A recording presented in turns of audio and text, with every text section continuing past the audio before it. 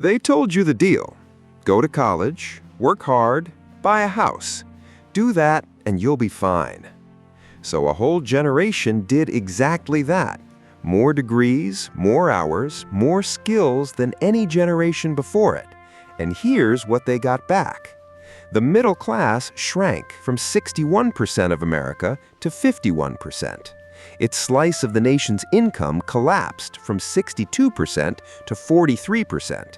And the price of doing everything right, the house, the degree, the kids, multiplied several times faster than the paycheck that was supposed to cover it.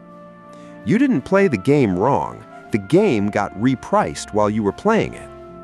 Tonight, I'll show you why your raise keeps vanishing, who actually collects it, and why the middle class isn't dying, it's being billed.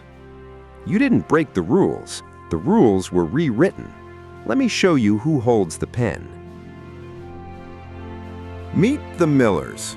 2 working parents, 2 kids, a house in a decent school district, and a household income of $80,610 a year. That number is not random. According to the Census Bureau's report Income in the United States 2023, $80,610 is the real median household income in America, the exact middle. Half the country earns more, half earns less. The Millers are statistically the most American family alive. And 2023 was actually a good year for them. That median was up 4% after inflation, the first real gain since 2019. Champagne, right? And yet, the Millers feel like they're losing. Not starving, losing. The house ate more of the paycheck than their parents' house ever did. The car payment looks like a mortgage from 1995. Daycare costs more than college used to. They out-earn half the households in America, and every month the account drains to fumes anyway. Their parents, on numbers like these, got the whole package: a house on one income, a summer road trip, braces for the kids, and a retirement that didn't require a spreadsheet and a prayer. That was the deal the word middle class used to describe. Not luxury, but a life where doing your job meant the math worked. The Millers do the same job, better, with 2 incomes. The math doesn't work. Now, before you diagnose the Millers, we need to define what middle class even means, because almost nobody uses the term correctly, including the people in it. A Gallup poll from May 2024 found that 54% of American adults call themselves middle class, 39% say middle, 15% say upper middle. It's an identity, a vibe, practically a religion. But researchers don't measure vibes. Pew Research Center, in a 2024 report called The State of the American Middle Class, draws the line with actual math. Your middle income if your household makes between 67% and double the national median, adjusted for household size. For a family of 3, that's about $56,600 to $169,800 in 2022 dollars. Below that, lower income. Above it, upper income. No feelings involved. And once you draw the line with math instead of vibes, you can track it over time. That's where this story stops being cute. In 1971, 61% of American adults lived in middle-class households, 6 in 10. The middle wasn't a slice of America, it basically was America. By 2023, that number had fallen to 51%, 10 full points gone. The middle class is one bad decade away from being a minority in its own country. But hold on, shrinking headcount on its own doesn't tell you much. People could be leaving the middle in either direction. What matters is the money, so follow the money. That same Pew analysis found that in 1970, middle-class households collected 62% of all household income in the United States. The biggest group held the biggest share of the pie. That's what the American middle class meant, not a mood, an economic center of gravity. By 2022, the middle share had fallen to 43%. And upper-income households? Their share went from 29% to 48%. Read those two numbers side by side. 43, 48. The upper tier, 19% of adults, now takes home a bigger slice of America's income than the entire middle class combined. The center of gravity moved. The middle is still the largest group in the country, and it no longer holds the largest share of the money. The majority became the minority shareholder. Now, the easy explanation, the one you'll hear from a guy with a podcast microphone and a rented Lamborghini, is that the middle class got lazy. Too much brunch, not enough hustle. It's a satisfying story because it means the system is fine and the people are broken. Except the data points the exact opposite direction. Today's middle class is the most credentialed, most productive, hardest working version of itself in American history. More college degrees than any generation before, more dual-income households, more hours. The Millers aren't doing less than their parents did. They're doing dramatically more and holding a smaller share of the country's income for it. So we're left with a genuine mystery, and it's the mystery this entire episode is built to solve. The middle class followed the instructions: school, work, house, kids, retirement account, the sacred American playbook, executed more faithfully than ever. And the outcome got worse, decade after decade, like clockwork. And I want you to notice how strange that is, because in every other market on earth, doing the recommended thing more diligently gets you a better result, not a worse one. Follow the recipe, get the cake. Only here, in the biggest financial decision set of your life, does following the recipe more carefully somehow leave you with less cake than the people who baked it half as well 40 years ago. When effort goes up and results go down, there are only two possibilities. Either tens of millions of people simultaneously forgot how to manage money, or somebody changed the price of the playbook while everyone was busy following it.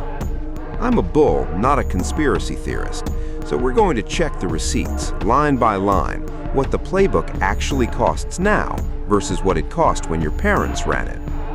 Grab your bill from 1979.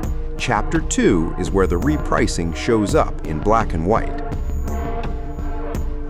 Let's start with the deal your grandparents were offered, because it was real. The American bargain, roughly 1945 to 1979. The economy gets more productive and workers get paid more. Simple. For 3 decades, productivity and pay climbed the same staircase, step for step. Then, around 1979, the staircase split. According to the Economic Policy Institute, from 1979 to 2019, the economy's net productivity grew 59.7%, while the hourly pay of a typical worker grew just 15.8%. Productivity grew roughly 3.5 times as much as pay. Same workers, same country, wildly different outcome. The Millers are producing like it's the future and getting paid like it's the past. And the gap between those two lines didn't evaporate. It went somewhere. Hold that thought, because Chapter 3 is about where. First, the other half of the squeeze. Because while the paycheck line went flat, the price of every single item in the middle-class playbook went vertical. Let's read the receipt. Item 1, the house. For most of the post-war era, the rule of thumb was that a middle-class home cost about 3 times a household's annual income. That's the math the whole suburban dream was built on. Harvard's Joint Center for Housing Studies reports that in 2024, the median existing single-family home hit $412,500, 5 times the median household income. Through the 1990s, that ratio was 3.2. 5-to-1 ties the all-time record, and the last time we saw it was the peak of the mid-2000s housing bubble. Except this time, it's not a bubble reading, it's just the price.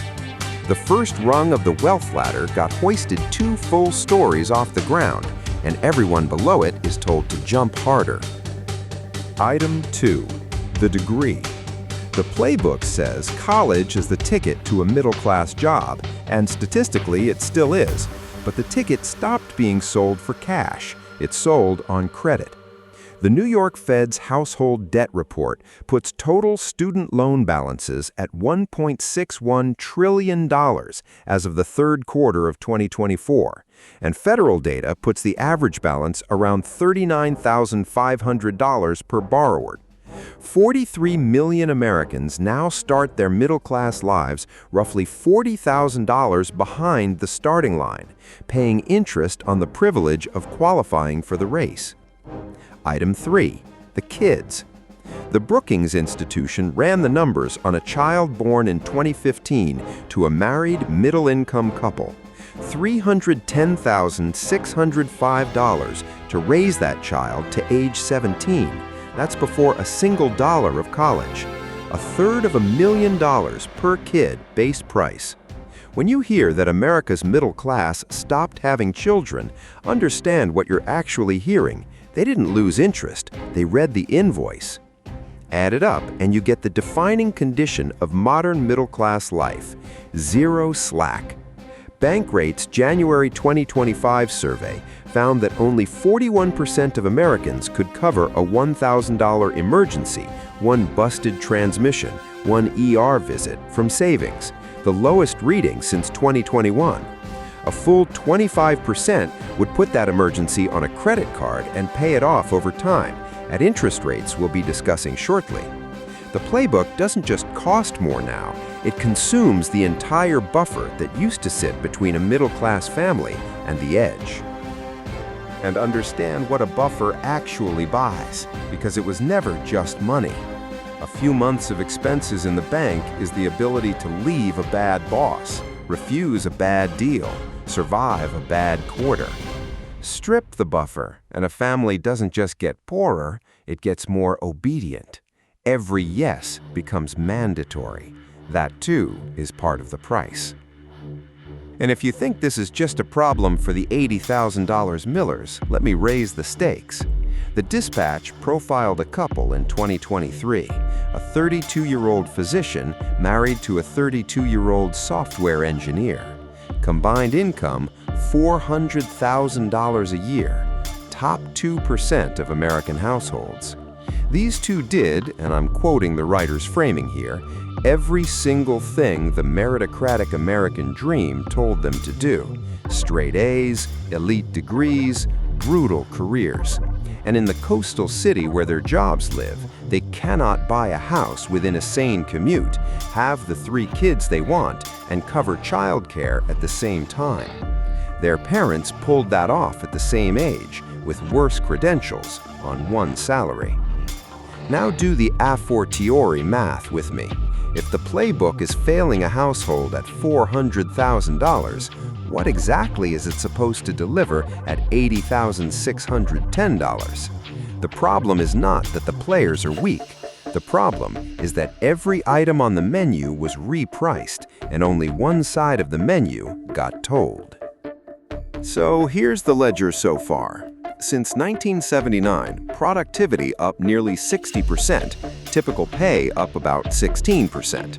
The house from 3 times income to 5. The degree now $1.61 trillion of debt. The kid, $310,605. The emergency fund, gone for 6 in 10 families.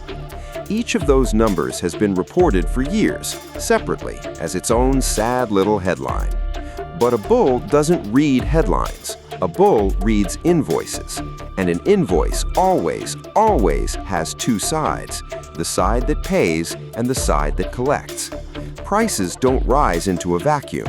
Every extra dollar the Millers hand over lands in somebody's revenue column. So let's stop crying about the bill and do what this channel exists to do. Flip the invoice over and read the name of the payee.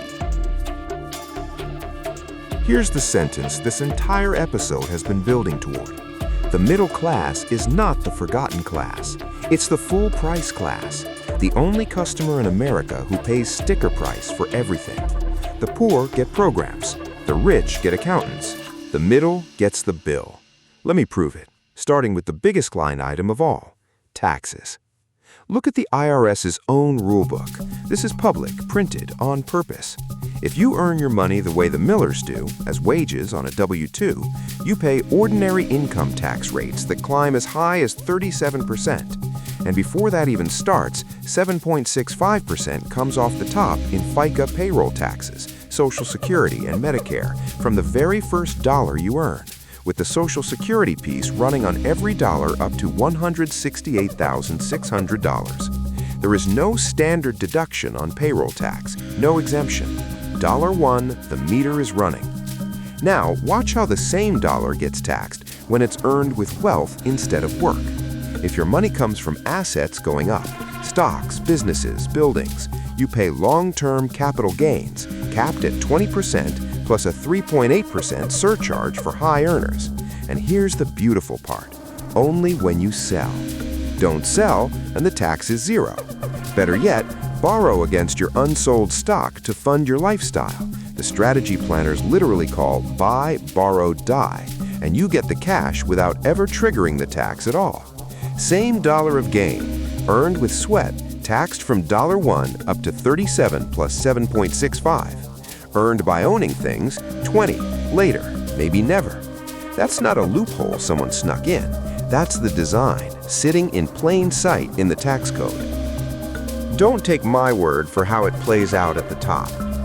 ProPublica's secret IRS files investigation, actual IRS records published in 2021, reported that from 2014 to 2018, the 25 richest Americans grew their fortunes by $401 billion and paid $13.6 billion in federal income tax. They called it the true tax rate, 3.4%. Warren Buffett came in at 0.1%, Jeff Bezos 0.98%, Michael Bloomberg 1.3%, Elon Musk 3.27%. Nothing illegal was alleged. That's the point. The system performed exactly as written. Meanwhile, the Millers' effective bite, payroll plus income tax, harvested from every single paycheck before it even lands, runs several times that 3.4% on money they haven't finished earning yet. That's the tax layer. Now add the debt layer, because the middle class isn't just the ideal taxpayer, it's the ideal borrower. Think about it from a lender's desk. The poor are risky, the rich don't need you. But a household with a steady W-2 and expenses that outrun the paycheck, enough income to qualify, enough shortfall to need the loan. That's not a customer, that's a subscription. The numbers agree. In the third quarter of 2024, the New York Fed clocked credit card balances at a record $1.17 trillion. And the price of carrying that balance, straight from the Fed's own G19 release, 23.37% on accounts actually charged interest, the highest rate the Fed has ever recorded. A record amount of debt at a record price. For the lender, the middle-class squeeze isn't a crisis, it's the best vintage in history. Run the borrower's math on that rate for 1 second. At 23%, a carried balance doubles in roughly 3 years if you only make minimum gestures at it. The same compounding magic that builds fortunes when you own the asset dismantles households when you owe it. The middle class isn't excluded from compound interest, it's on the wrong end of it. And if the Millers ever slip toward the bottom of the middle, the system has one more toll booth waiting, this one disguised as help. It's called the benefits cliff. The National Conference of State Legislatures documents cases where a raise of 50 cents an hour pushes a family over an eligibility line and vaporizes child care assistance worth far more than the raise. Earn $1 too many, lose thousands. The 19th reported the story of Lucy Briseno, a single parent of 4 near Salem, Oregon, who turned down better-paying work deliberately because the raise would disqualify her from child care assistance. One expert in that piece spelled out the math. A $1 an hour raise can cost you $1,000 a month in child care help. Sit with that. We built a system where a mother has to refuse a raise to stay solvent. where climbing the ladder is punishable by fine. So assemble the full picture of our full-price customer. Taxed at the highest effective rates in the building from the first dollar on every check. Charged record interest on record balances. Too rich for every program, too poor for the capital gains menu, and fined for trying to move up. The poor have subsidies. The rich have structures. The middle has a payment plan. And that's why the middle class doesn't disappear. No matter how many decades it declines, it can't be allowed to disappear. It's the revenue base, the steadiest, most reliable cash flow in the entire economy, harvested by the lender, the tuition office, and the tax collector alike. Nobody kills the golden goose. They just keep repricing the fee. Now, deep breath. Because if I ended the episode here, I'd be lying to you by omission. There's a fair, factual case that this story is too neat, and some of the squeeze is coming from inside the house. A bull with credibility runs at that case head on, so that's exactly where we're going next. Everything I've told you is true. Now let me tell you the truths that cut the other way. Because if you only ever hear one side of a trade, you're not being informed, you're being sold.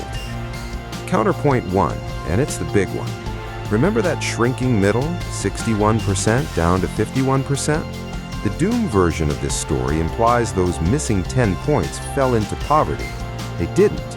Go back to the same Pew data. From 1971 to 2023, the lower income tier grew from 27% to 30%, 3 points. The upper income tier grew from 11% to 19%, 8 points. Read it honestly. Of the people who left the middle class over the last half-century, most of them left through the ceiling, not the floor. Part of the middle class's shrinking is literally Americans got richer. Any influencer who shows you the 61 to 51 chart without the 11 to 19 chart is curating your outrage. Counterpoint 2, the absolute standard of living. Census data on new housing shows the median new single-family home in 1973 was 1,525 square feet. By 2023, it was 2,233, about 46% bigger, with more bathrooms, central air, and a garage that would have embarrassed a 1973 developer. Some of today's unaffordable house is genuinely rigged pricing, and some of it is that we're demanding half again more house than the generation we're comparing ourselves to. Meanwhile, the stuff inside the house, TVs, clothes, electronics, has gotten relentlessly cheaper for decades. That long deflation in goods quietly masks where the real pain lives: services, housing, healthcare, childcare, tuition, the things you can't import in a shipping container. The squeeze is real, but it's not evenly distributed across the receipt, and honesty requires saying so. Counterpoint 2.5, while we're being honest, comparison itself got repriced. Your grandfather measured his life against the block he lived on. You measure yours against a curated feed of everyone's highlight reel, everywhere, forever. Some of the middle-class despair is a genuine gap between costs and wages, and some of it is a gap between your real life and a fiction nobody actually lives. The first gap needs a strategy. The second one needs an unfollow button. Counterpoint 3, and this one matters most if you came here hoping for a villain with a mustache. The main causes of the great repricing have names, and the names are boring. Economists David Autor, David Dorn, and Gordon Hanson documented what's now called the China shock, the wave of import competition that hollowed out millions of middle-skill manufacturing jobs, the exact rung where a high school graduate used to climb into the middle class. Add automation, which gutted clerical work and paid a rising premium to degrees. Add local zoning. Millions of homeowners, many of them middle class themselves, voting to block the new housing that would have kept prices sane. And catch the irony there, because it's the tell of the whole story. The homeowner blocking the duplex down the street is defending the one asset his family owns. The middle class, one house deep, ends up manning the barricades against the next middle-class family trying to climb in. Decades in the making, under both parties, with millions of ordinary accomplices. There was no meeting. Nobody needed a meeting. Here's the uncomfortable physics of it. A system doesn't require malice to milk you. It only requires that everyone's incentives point at your wallet, and yours is the steadiest wallet in the country.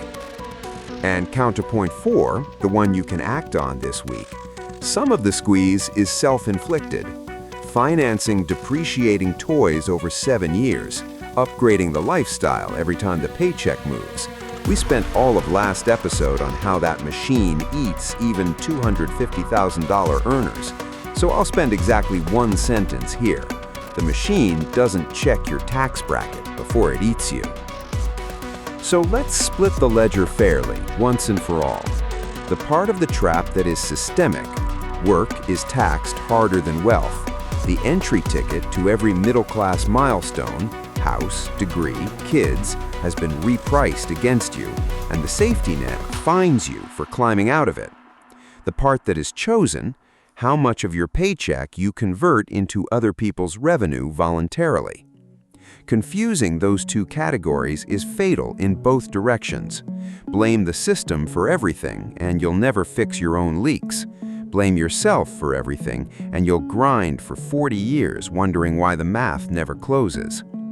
But notice something about every factor we just examined, the fair ones and the rigged ones alike.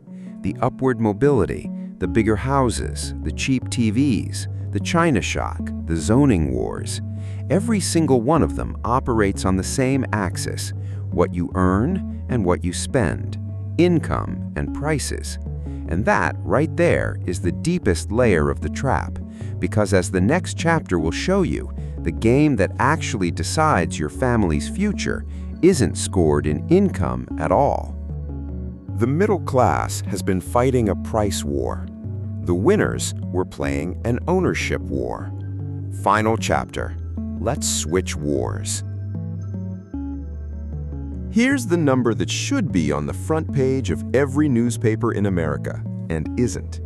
It comes from the Federal Reserve's own distributional financial accounts, which track who owns the nation's wealth quarter by quarter since 1989. In 1989, the middle 50 to 90% of households, the broad American middle, the Miller's people, held 35.7% of the country's net worth. The top 1% held 22.8%. By the first quarter of 2024, the middle's share had fallen to 30.5%. The top 1%'s share had risen to 30.6%. Look at those two numbers. In early 2024, the richest 1% of households, for the first time in the Fed's data, held more wealth than the entire middle 40% of America combined. 1% of the room now outweighs 40. And of the 4 groups the Fed tracks, guess who lost the most ground over those 35 years? Not the bottom half. They slipped 1 point, from 3.5% to 2.5%. Even the 90th to 99th percentile, the merely affluent, drifted down. The single biggest loser was the middle, down 5.2 points. The class that did everything right transferred more of its share of America than anyone else. Why? Why does the group with the degrees, the work ethic, and the discipline keep losing the wealth war while winning the effort war? Because middle class was never really an amount of money, it's a method of money. The middle class earns by wage, the top earns by ownership, and those two kinds of dollars obey different laws of physics. A wage is rented income. It arrives, gets taxed first and hardest, gets spent, and stops the day you stop. It never compounds. An owned asset is different. It pays you while you sleep, it compounds on itself, and as Chapter 3 showed you, the tax code treats it like a favorite child. But the Millers do own something. They own their house. True, And here, the Fed has one more uncomfortable X-ray. A Richmond Fed analysis of household portfolios found that for the middle of the wealth distribution, wealth is overwhelmingly the house, one asset, financed with a mortgage, illiquid, undiversified. The top 10% hold their wealth in stocks, funds, and stakes in businesses, assets that compound, pay dividends, and can be sold Tuesday. The middle class is one asset deep, and it lives inside that asset. It can't sell the kitchen to rebalance. When your entire net worth is the roof over your head, you don't really own wealth. You own shelter with a scoreboard on it. So the escape route is not the one the middle class has been sold. It isn't the raise, it isn't the side hustle that turns your evenings into a second shift. Chapter 2 proved the raise gets repriced away. Chapter 3 proved it gets taxed and financed away. The escape is changing which side of the invoice you stand on, taking a slice of that rented wage stream before the machine takes it and converting it month after month, year after year into broad ownership, a retirement account, diversified index funds, for some, a stake in a business, the boring, unphotogenic instruments through which the top tier actually holds its wealth. I am not recommending any stock, fund, or ticker, and anyone who promises you returns is auditioning for your money. This is a principle, not a hot tip. Own production, not just consumption, and let time do the compounding that your paycheck never will. And let me be honest about scale, because false hope is just another product being sold to you. No index fund cancels the China shock. Your 401k will not repeal a zoning board. The full-price machine, the tax asymmetry, the 5-to-1 house, the benefits cliff will still be standing when this video ends, and one video or one vote won't tear it down. But here's what the Fed's own numbers whisper underneath all the noise. The wealth share didn't leave the middle class because the middle stopped working. It left because the middle kept renting its income, its status, its future, while a smaller class quietly bought the things that pay. Which side of that trade you spend the next 20 years on is still, stubbornly, a choice. So here's where I leave the Millers and you. Same job on Monday, same mortgage, same daycare bill, same tax code. But one thing different, they now know which game is being scored, and it was never the one printed on the paycheck. They told you the rules and rewrote them mid-game. Fine, now you know the real rule. The middle class isn't an income level, it's the side of the invoice you're standing on. You can pay sticker price for the rest of your life, or you can start buying pieces of the cash register. I'm Financebull. This episode was education, not financial advice. No recommendations, no predictions, just receipts. Talk to a licensed advisor before you move real money, and I'll see you in the next one.